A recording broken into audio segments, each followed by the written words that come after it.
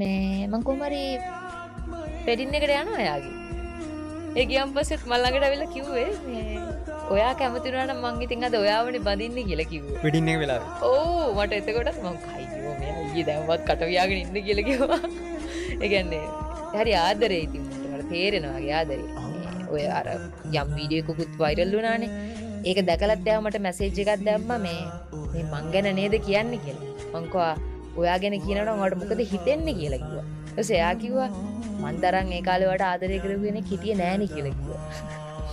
මට ඒකට දුක හිතෙනවා. මට ඔබ තරම් වෙන කවුරුත්